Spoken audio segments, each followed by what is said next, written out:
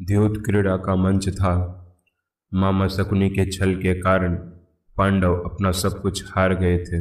तत्पश्चात उन्होंने 12 वर्ष का वनवास और 1 वर्ष का अज्ञातवास ज्येष्ठ पिताश्री की आज्ञा मानकर स्वीकार कर लिया और पांडव निकल पड़े अपने वनवास के लिए। पर वो अकेले नहीं थे, उनके साथ उनकी कुछ प्रतिज्ञाएं भी चल रही थी।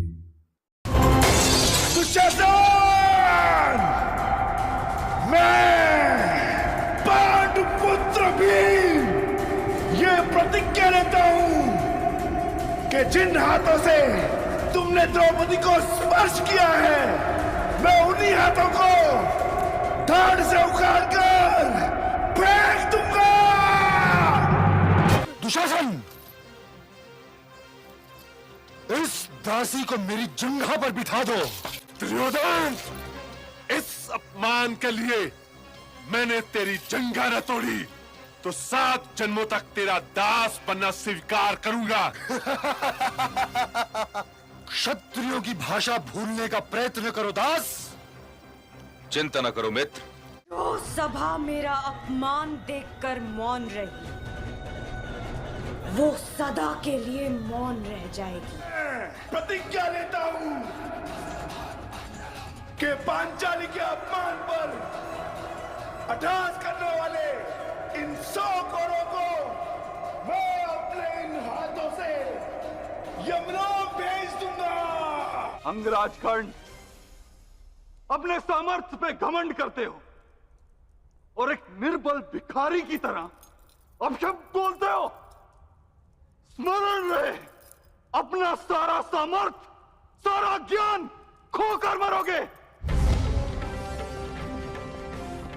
आत्मा से दरिद्र होकर मरोगे तुम, दरिद्र होकर। एक दिन मैं तुम्हें इस अपमान का दंड अवश्य दूंगा कर्ण, अवश्य दूंगा।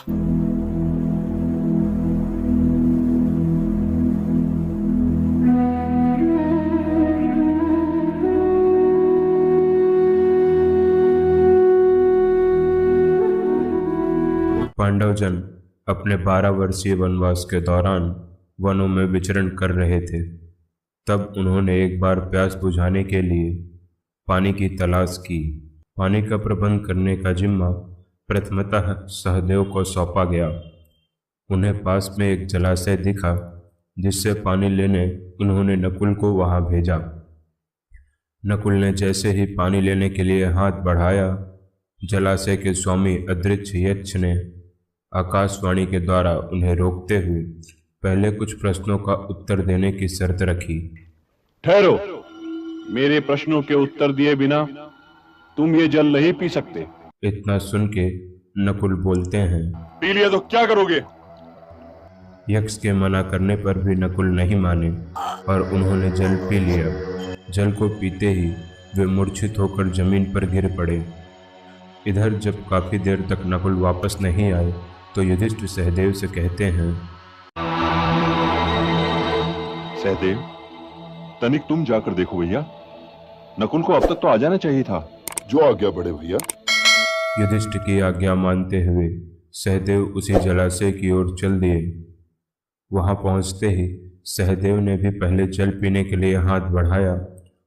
तभी उन्हें भी वो आवाज सुनाई दी, सावधान, मेरे प्रश्नों के उत्तर दिए बिना तुम ये जल नहीं पी सकते। सहदेव नहीं माने। उन्होंने भी जल पी लिया और जल पीते ही वे मूर्छित हो गए।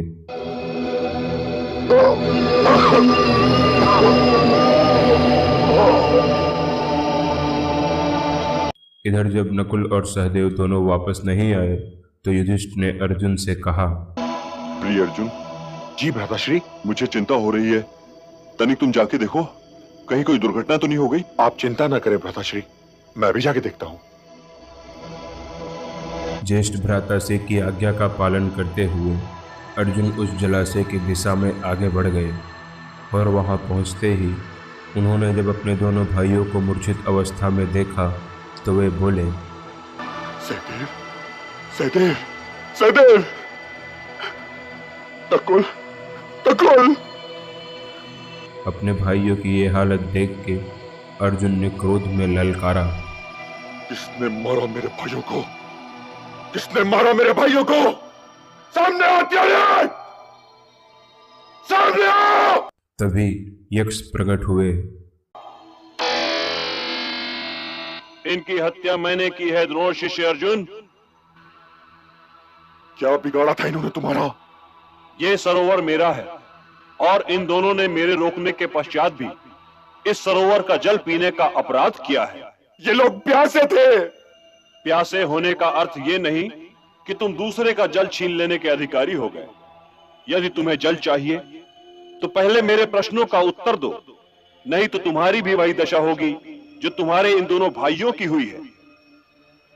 जल और पवन पर हर प्राणी का अधिकार होता है, इसलिए मैं इस सरोवर पर तुम्हारा अधिकार स्वीकार नहीं करूंगा और मैं तुम्हारे प्रश्नों के उत्तर दिए बिना ही स्वयं जल भी पीऊंगा और साथ ले भी जाऊंगा। यदि तुमने रोकने का प्रयास किया तो एक वान से सुखा दूंगा इस सरोवर को। सुना तुमने? तुम जल नहीं पी सकते अर्जुन। मैं फिर कहता हूं द्रोण शिष्य अर्जुन, रुक जाओ। मेरे प्रश्नों के उत्तर दिए बिना कोई भी ये जल नहीं पी सकता। यक्ष के बार बार चेतावनी देने पर भी गांडीवधारी अर्जुन ने उनकी बात नहीं मानी और सरोवर का जल पीने लगे। जल पीते ही उनकी भी वही दशा हुई जो नकुल और सहदेव की हुई थी। इधर जब अर्जुन भी वापस ना लौटे तो युधिष्ठिर को चिंता होने लगी और वे बोले, प्रिय भीम, अर्जुन अनुजों के साथ नहीं लौटा। मैं अभी देखता हूं बड़े भैया। इतना कहकर गदाधारी भीम अपनी गदा लेकर सरोवर की तरफ चल पड़े। वहां जब उन्होंने अपने तीनों भाइयों को अचेत पड़े हुए देखा तो वो चिल्लाए, सामने आ हत्यारे! उनकी आवाज सुन के यक्ष प्रकट हुए।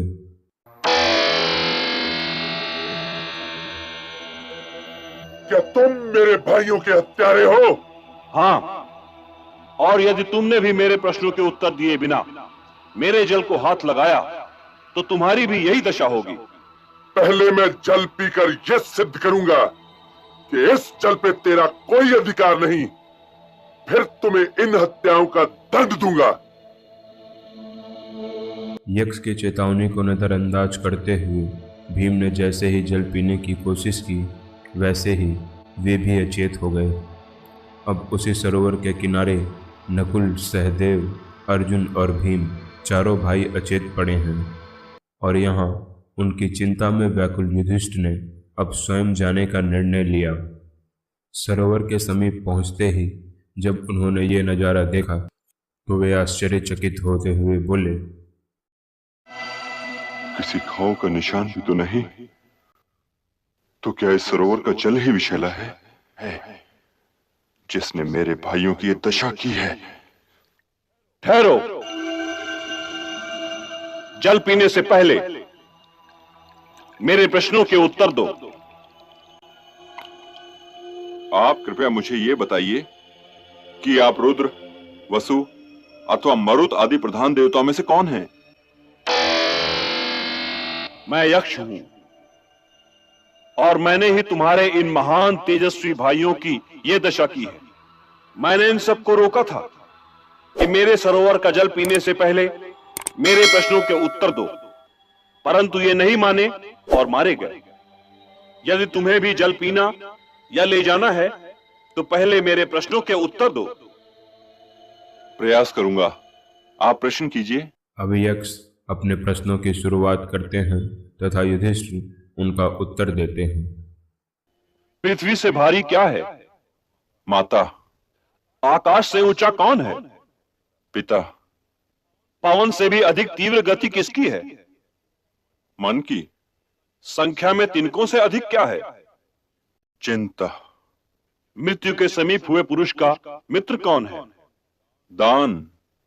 धर्म, यश, स्वर्ग अथवा सुख का मुख्य स्थान क्या है? धर्म का मुख्य स्थान दक्षता है और यश का मुख्य स्थान दान।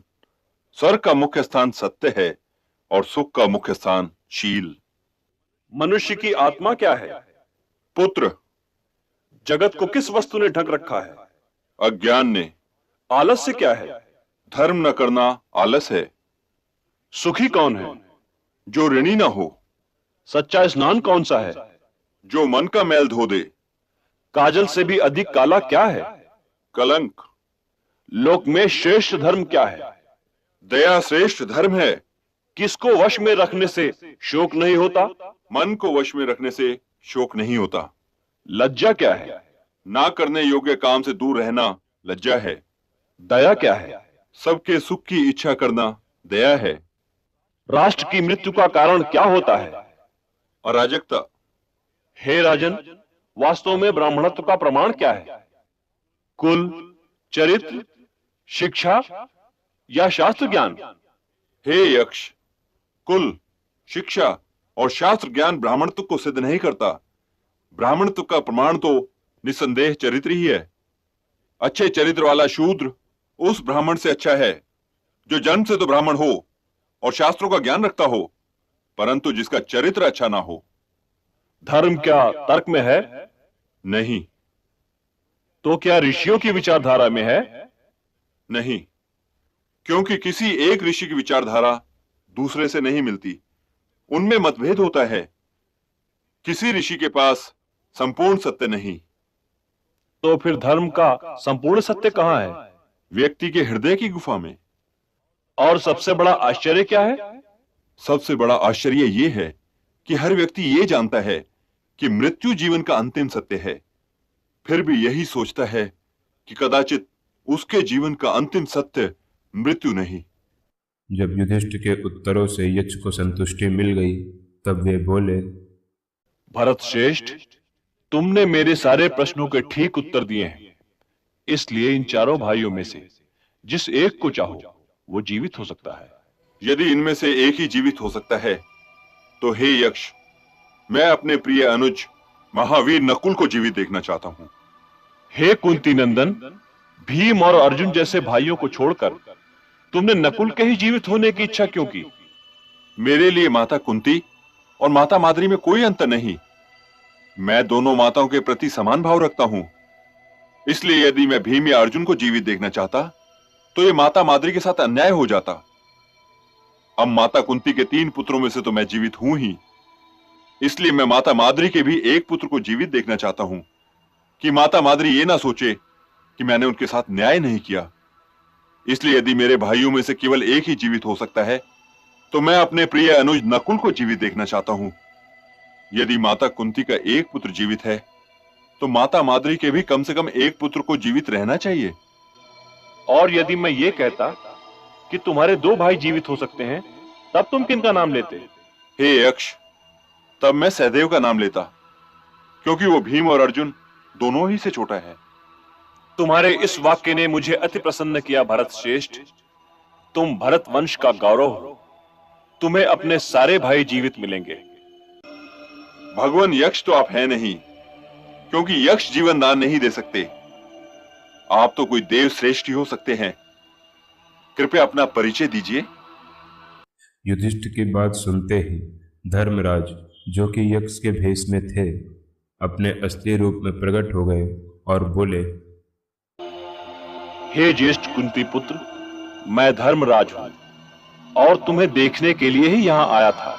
और हे भरत श्रेष्ठ, मैं ये देखकर अति प्रसन्न हुआ कि शम, दम, उपरति, तितिक्षा और समाधान, इन 5 साधनों पर तुम्हारी प्रीति है, तथा भूख, प्यास, शोक, मोह और जरा व मृत्यु, इन 6 दोषों को तुमने जीत लिया है। तुम्हारा मंगल हो।